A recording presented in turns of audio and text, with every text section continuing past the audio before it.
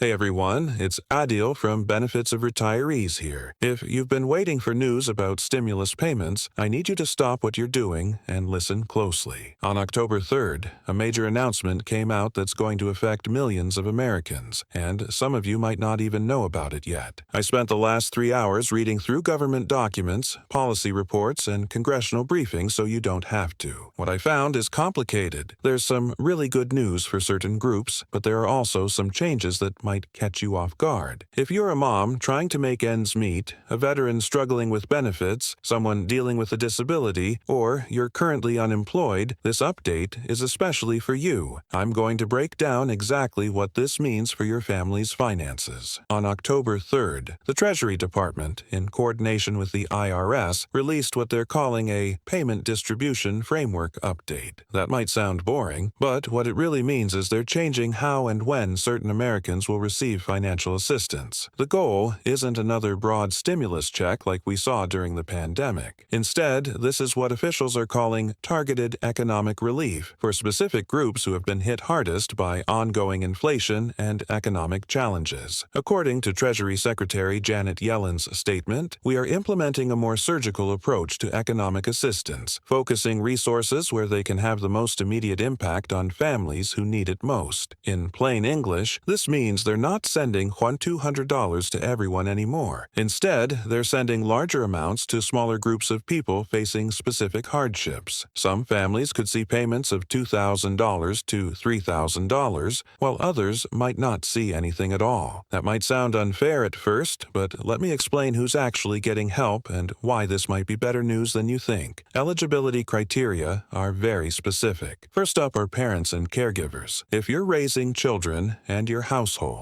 income is below 200% of the federal poverty line, about $55,000 for a family of 4, you're likely eligible for what they're calling the Family Stability Payment. This could be up to $2,500 per family, not per child. Veterans are also included in a big way. If you're receiving VA disability benefits, or if you've struggled to access VA services in the past year, there's a separate veteran support payment that could reach $3,000. The Department of Veterans Affairs has been working with Treasury to identify eligible recipients automatically. For the disabled community, if you're receiving SSDI, SSI, or other disability benefits and your monthly payment is below $1,500, you could qualify for payments between $1,800 and $2,200. This is called the Disability Security Supplement. And if you've been unemployed for more than 6 months in the past year, or you're working part-time but struggling to find full-time work, there's an employment transition payment of up to $2,000. These categories aren't mutually exclusive, so if you're, say, a disabled veteran with children, you might qualify for more than one type of payment. Here's the tricky part. Unlike the previous stimulus payments that went out to almost everyone automatically, these new payments require what's called verification of need. That means you might need to provide documentation or update your information with relevant agencies. The IRS isn't handling this alone anymore. Depending on which payment you're eligible for, you might be working with the Social Security Administration, the Department of Veterans Affairs, or your state's unemployment office. According to the IRS, recipients will need to confirm their current circumstances through agency portals or by responding to verification requests via mail or secure electronic communication. So, what does this mean for you? It means you need to make sure your information is up to date with whatever agency handles your benefits. If you get SNAP benefits, make sure your state knows your current address. If you're a veteran, log into your VA account and verify your contact information. If you get Social Security, check your My Social Security account online. The payment timeline is also different. Instead of everyone receiving payments at once, they're rolling them out over 3 months, starting in mid-October and continuing through December. The idea is to reduce system overload and make sure payments reach the right people. The good news is that the payments are larger than many people received before, potentially double or triple for some families. Even better, these payments are designed to be recurring. The October 3rd announcement specifically mentions this is phase 1 of what could become ongoing quarterly support. That means if you qualify now, you might keep receiving help every 3 months. While the verification process sounds intimidating, it's actually simpler than applying for new benefits. For most people, it It will be as easy as logging into an existing account and confirming your information. Parents should also know that the Family Stability Payment includes additional support for child care expenses. If you can document child care costs, you might qualify for an extra $500 per child under 12. Veterans should know that the Veteran Support Payment is designed not just as a one-time payout, but also to help cover gaps in VA services,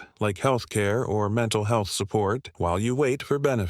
Here's the timeline you need to know. Between October 15th and October 31st, verification requests will be sent out. Be sure to check your mail, your email, and agency portals. From November 1st through November 15th, the first wave of payments begins. This group includes Social Security recipients, veterans, and families already in SNAP or TANF systems. From November 16th through November 30th, the second wave focuses on unemployment recipients and those who needed additional verification. From December 1st through December 15th, the final wave covers people who completed verification late or needed manual review. Here's what you should do today. Update your direct deposit information with any agency you receive benefits from. Payments will be delayed if your bank info is outdated. If you don't currently receive federal benefits but think you might qualify based on income or family situation, call 211 for guidance. Keep documentation handy, including recent pay stubs, your latest tax return, proof of child care expenses, and documentation of disability or veteran status. Also, set up accounts with relevant agencies like My Social Security, va.gov, or your state's benefits portal if you haven't already. Some people are asking, what if I don't qualify? I understand. If you're working full-time but still struggling, or if you make just slightly too much, this might feel unfair. But remember, this approach is designed to prioritize people in crisis first. This is only phase 1, and there are indications that future phases could expand eligibility. Others ask, what if I made a mistake on verification? Thankfully, there's an appeals process this time. If you make an error, you'll have the chance to correct it and resubmit. Another common question, will this affect my taxes? The answer is no. These payments are structured like previous stimulus checks. They're not taxable income and won't affect your refund or balance due. For those without bank accounts, paper checks and prepaid debit cards will still be available. Immigration status shouldn't affect eligibility either, as long as you have a Social Security number and filed taxes. I know this is a lot to take in, and some of you may feel overwhelmed or disappointed if you don't think you qualify. But here's what I want you to remember. This marks a shift toward targeting help where it's needed most. Instead of spreading smaller amounts thinly across everyone, larger payments are going directly to families who are truly struggling. And the fact that this is meant to be ongoing, not just a one-time payment, is a big step forward. Over the next few weeks, I'll be creating separate videos focused on each group. One for parents, one for veterans, one for people with disabilities, and one for those dealing with unemployment. So make sure you're subscribed with notifications on so you don't miss the updates.